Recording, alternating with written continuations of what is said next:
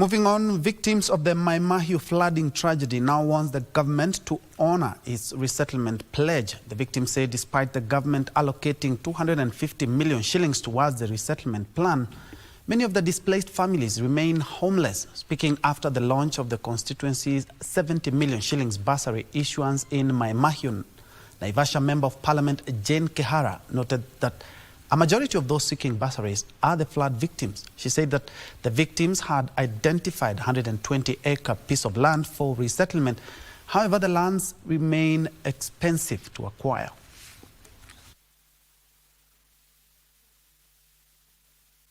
Tumeona vile watu wamejitokeza kuanzisha mradi wa bursary ama bursary launch ambaye tumeitegea 70 million na tunafikiri zaidi ya watoto 800 wanaweza pata.